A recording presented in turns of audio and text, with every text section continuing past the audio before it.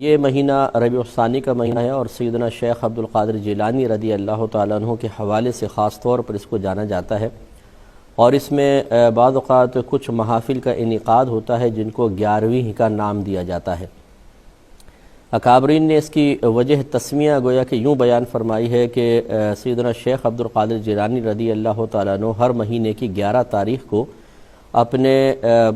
جو اسٹوڈنٹس تھے، آپ کے مدرسے میں ٹھہرے ہوئے بچے تھے، انہیں اہتمام کے ساتھ کھانا کھلایا کرتے تھے، اور ارادہ یہ ہوتا تھا کہ اس کا ثواب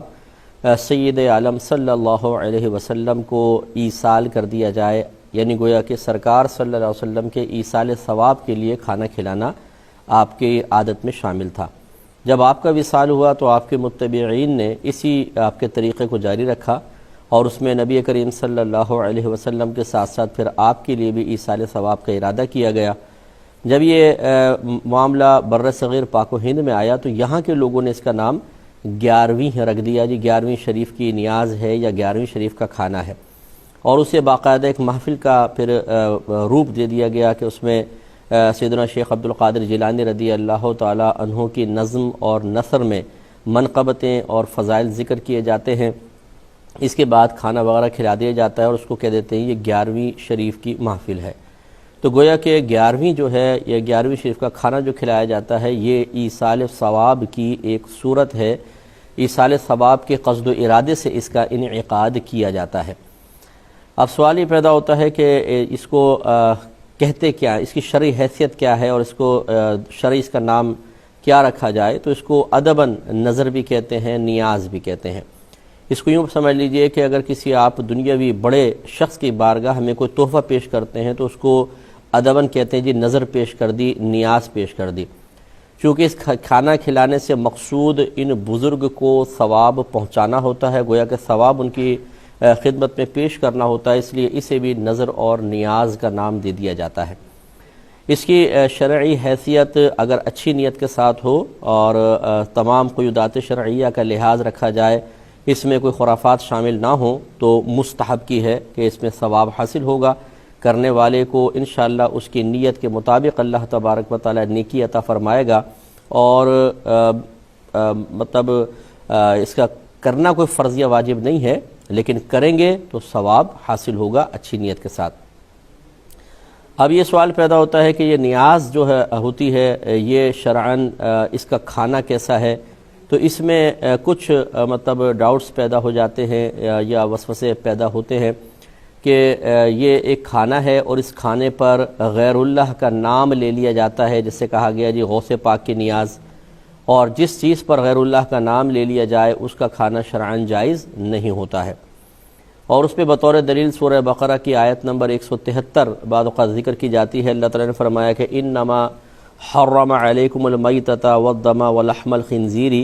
وما اہل بہ لغیر اللہ۔ اللہ تعالیٰ فرماتا ہے کہ محض حرام کیا گیا، یہ حرام کیا اللہ تبارک و تعالیٰ نے تم پر مردار کو، خون کو، خنزیر کے گوشت کو، وما اور وہ جو اہل بہ پکارا گیا ہو، آواز بلند کی گئی ہو اس کے ساتھ، لغیر اللہ اللہ کے غیر کے لیے۔ تو یہاں ماں سے مراد جو ہے وہ بعض حضرات یہ کہتے ہیں کہ اس سے ہر چیز مراد ہے، چنانچہ اس سے کھانا بھی مراد ہے، ہر وہ کھانا جس پر غیر اللہ کا نام پکار لیا گیا ہو، اللہ تعالیٰ نے فرمایا وہ کھانا حرام ہے۔ تو پہلے تو میں آپ کو اس کا صحیح جو مفہوم ہے وہ عرض کر دیتا ہوں کہ یہ آیت اس طرح کھانوں کے لیے استعمال کرنا اور نیاز کے لیے استعمال کر کے اس کو حرام قرار دینے کی کوشش کرنا، یہ ایک بہت بڑی علمی خیانت ہے، ایسا نہیں ہونا چاہیے، اور اگر کوئی اس خیانت سے باز نہ آئے تو وہ خود اعتراض سے بچ نہیں سکتا ہے۔ یہاں جو ہمارے اکابرین ہیں وہ فرماتے ہیں کہ یہاں ماں سے مراد وما اہل بہ لغیر اللہ، اور وہ جو جس پر اللہ کے غیر کو پکارا گیا ہو، اس کے نام کو بلند آواز سے ذکر کیا گیا ہو، یہاں ماں سے مراد عموم نہیں ہے، بلکہ وہ جانور ہے جس پر بوقت ذبح غیر اللہ کا نام لیا گیا ہو۔ اس آیت کے نزول کا پس منظر یہ ہے کہ کفار اپنے بتوں کے نام پر جانوروں کو ذبح کرتے تھے، اور طریقہ کار یہ تھا کہ وہ لٹا کر پھر اپنے بت کا نام لیتے تھے، لات کے نام پر، عزہ کے نام پر، منات کے نام پر اس کو کاٹ دیا کرتے تھے۔ اس ذبیحہ کو اللہ نے منع فرمایا کہ جس ذبیحہ پر بوقت ذبح غیر اللہ کا نام پکارا گیا ہو وہ تمہارے لیے کھانا جائز نہیں ہے۔ اس کی تائید کن کن دیکھیں تفاسیر سے ہو رہی ہے، وہ میں ذکر کر دیتا ہوں، اور پھر جو اس کو نیاز کے لیے استعمال کرتا ہے وہ بھی وہ تفاسیر کو ایسی پیش کرے کہ جس سے ثابت ہو کہ نیاز کو منع کرنے کے لیے اللہ تبارک و تعالی نے اس آیت کریمہ کو نازل کیا۔ جلالین ایک بڑی مشہور تفسیر ہے اور ہر مکتب فکر تقریباً اپنے دارالعلوم میں پڑھاتا ہے۔ اس میں علامہ جلال الدین سیوطی اس آیت کا مفہوم بیان کرتے ہیں کہ ماں سے مراد کیا ہے، فرماتے ہیں اے ذبیحہ علی اسم غیرہ، یعنی اس سے مراد وہ جانور ہے جسے اللہ تبارک و تعالیٰ کے غیر کے نام پر ذبح کیا گیا ہو۔ والاحلال رفع الصوت، احلال کا مطلب ہوتا ہے آواز کو بلند کرنا۔ وَكَانُوا يَرْفَعُونَهُ عِنْدَ الذِّبْحِ لِآلِهَتِهِمْ عِنْدَ الذَّبْحِ لِآلِهَتِهِمْ، اور یہ فرماتے ہیں کہ وہ جو کفار تھے سرکار کے دور میں وہ ذبح کے وقت اپنے خداؤں کے نام کو بلند آواز سے ذکر کیا کرتے تھے۔ تفسیر بیداوی بڑی مشہور تفسیر ہے اور یہ بھی مختلف مکاتب فکر میں پڑھائی جاتی ہے۔ اے رفع بہ الصوت عند ذبحہ للصنم، یعنی بلند کیا جاتا ہے اس کے ساتھ، یعنی وہ جانور مراد ہے کہ بلند کیا جاتا ہے اس کے ساتھ آواز کو اس کے ذبح کے وقت بتوں کے لیے، یعنی بتوں کے لیے اسے ذبح کرنے کے وقت جو آواز کو بلند کیا جاتا ہے وہ یہاں مراد ہے۔ تفسیر کبیر بڑی مشہور ہے، اسے بھی ہر مکتب فکر ایکسیپٹ کرتا ہے۔ فرماتے ہیں وَالذَّابِحُ مُحِلٌّ، ذابح ذبح کرنے والا یہ بلند آواز کرنے والا ہے۔ لِأَنَّ الْعَرَبَ كَانُوا يَسْمَعُونَ الْأَوْثَانَ عِنْدَ الذَّبْحِ، کیونکہ عرب لوگ اپنے بتوں کو ذبح کے وقت اپنی آواز سنایا کرتے تھے۔ وَيَرْفَعُونَ أَصْوَاتَهُمْ بِذِكْرِهَا، اور وہ اپنی آوازوں کو ان بتوں کے ذکر کے وقت بلند کیا کرتے تھے۔ تفسیر ابن کثیر اس کو بھی بہت مشہور تفسیر ہے، یہ فرماتے ہیں وَهُوَ مَا ذُبِحَ عَلَى غَيْرِ اسْمِهِ تَعَالَى مِنَ الْأَنصَابِ وَالْأَنْدَادِ، اور وہ اس سے مراد وہ جانور ہے کہ جسے اللہ تبارک و تعالیٰ کے غیر کے نام پر ذبح کیا گیا ہو، بتوں کے لیے یا شرکاء کے لیے۔ اور تفسیر خازن میں ہے کہ یعنی وما ذبح للاصنام والطواغیت، یعنی اس سے مراد وہ جانور ہے جسے بتوں اور شیاطین کے لیے ذبح کیا گیا ہو۔ تفسیر کشاف علامہ زمخشری کی بڑی مشہور تفسیر ہے، اے رفع بہ الصوت للصنم، یعنی وہ جانور مراد ہے کہ بت کے لیے جس پر آواز کو بلند کیا گیا ہو۔ وَذَلِكَ قَوْلُ أَهْلِ الْجَاهِلِيَّةِ، اور یہ اہل جاہلیت کا قول ہوتا تھا، بِاسْمِ اللات والعزیٰ، یعنی اس طرح کہتے تھے لات کے نام کے ساتھ عزیٰ کے نام کے ساتھ۔ تفسیر طبری میں ہے وَمَا ذُبِحَ لِلْآلِهَةِ وَالْأَوْثَانِ، وہ جانور مراد ہے جسے بتوں کے لیے اور اپنے خداؤں کے لیے وہ لوگ ذبح کیا کرتے تھے۔ یہ میں نے آپ کو 8-10 تفاسیر کے حوالے دے دیے کہ یہاں ماں سے مراد یہ نیاز وغیرہ تو ہے ہی نہیں۔ اب اسے اس طرح کھانے کے لیے استعمال کرنا اس کی شرعی حیثیت کیا ہے، یہ اس سے پوچھا جائے کہ جو غلط طریقے سے ان آیات کو ان کے لیے استعمال کر رہا ہے۔ اگر کوئی کہتا ہے کہ جی یہ تو اصل میں مفسرین نے لکھ دیا نا کہ ماں سے مراد ذبیحہ ہے، ماں کا مطلب ہوتا ہے تو جو، اور جو سے مراد پھر ہر شے ہے جس پہ غیر اللہ کا نام لیا جائے وہ حرام ہو جاتی ہے، اس کا جواب میں دیتا ہوں ایک کال لینے کے بعد۔ السلام علیکم۔ تو اب اگر کوئی کہے کہ جی یہ ہمیں مفسرین کو ہم رد کرتے ہیں، بالکل بڑے بڑے اکابرین جو سن 3 ہجری سن 4 ہجری کے ہیں انہیں سمجھ میں نہیں آئی، یہ 15ویں صدی ہجری کے اندر سمجھ میں آنا شروع ہوا کہ یہاں ماں سے مراد ذبیحہ نہیں ہے بلکہ اور چیزیں ہیں۔ چلے اگر آپ کی یہ بھی آپ کی تعویل قبول کر لی جائے کہ ماں سے مراد ہر وہ شے ہے جس پہ غیر اللہ کا نام پکارا گیا ہو، تو میں آپ سے پوچھتا ہوں اگر آپ قربانی کا جانور لے کر آئیں اور کوئی پوچھے یہ کس کا جانور ہے، اب بتائیں اس پہ اللہ کا نام لیں گے یا غیر اللہ کا؟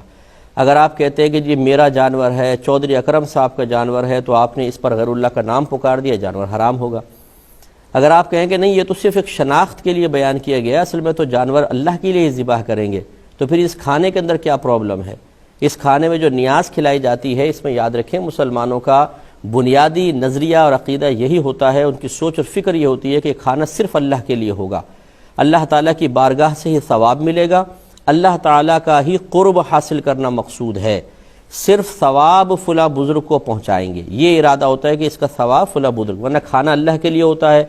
اس پہ ثواب کا ترتب بھی اللہ کی طرف سے ہوگا، اللہ تعالیٰ کا ہی قرب حاصل کرنا مقصود ہو اور پھر اس کا ثواب فقط بزرگان دین کو پہنچا دیا جائے تو اس میں کیا حرج ہے؟ اور شناخت کے لیے بس یہ کہہ دیتے ہیں بھئی یہ نیاز کس کی ہے؟ غوث پاک کی نیاز ہے، امام جعفر صادق کی نیاز ہے، یہ خواجہ صاحب کی نیاز ہے، تو یہ صرف شناخت کے لیے ہے، یہ نہیں ہے کہ اس نیاز کو ان بزرگوں کی بارگاہ میں پیش کر کے ان کی توجہ اور ان کا قرب حاصل کرنا مقصود ہو، ان کی رضا کے لیے کھانا کھلایا جا رہا ہو، ایسا نہیں ہوتا ہے۔ آخر میں خلاصتاً میں دوبارہ اس کو انشاءاللہ ذکر کروں گا، لیکن مختصر سے بریک کے بعد۔ تو آپ کی خدمت میں گزارش کر رہے تھے، خلاصہ کلام یہ ہے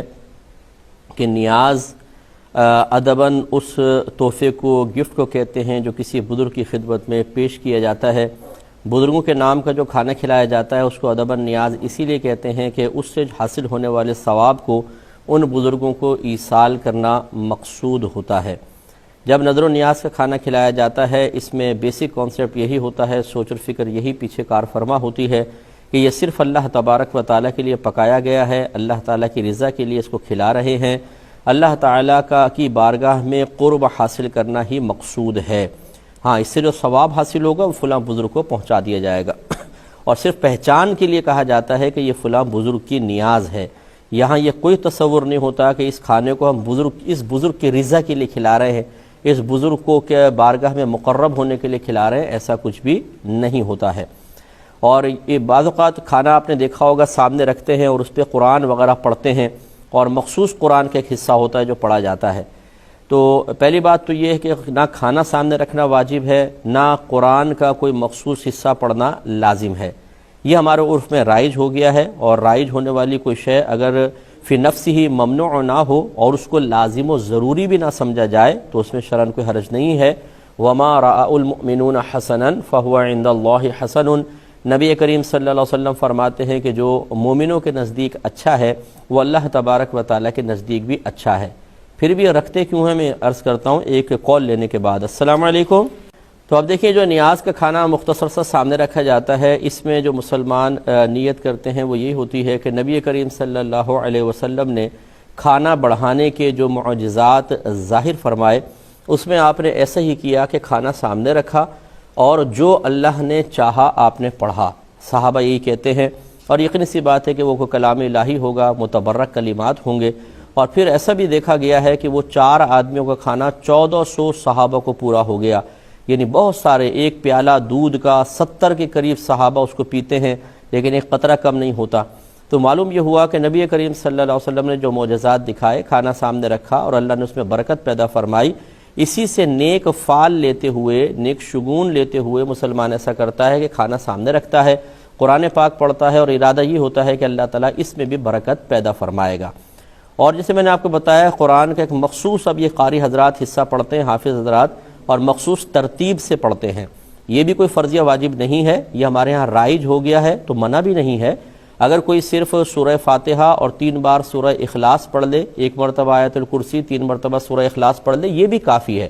لیکن اگر کوئی مروجہ، یہ جو ختم جس کو ہم کہہ دیتے ہیں، یا نیاز کے اوپر پڑھ رہے ہوتے ہیں، اس میں بھی شرعاً کوئی حرج نہیں ہے، اگر اس کو، وہی بات ہے کہ فرض اور واجب نہ سمجھا جائے، اپنے پاس سے اس کو لازم و ضروری نہ ٹھہرا لیا جائے، تو پھر کوئی حرج نہیں ہوتا ہے۔ امید ہے کہ نیاز سے متعلق تھوڑی سی باتیں آپ کو سمجھ میں آئی ہوں۔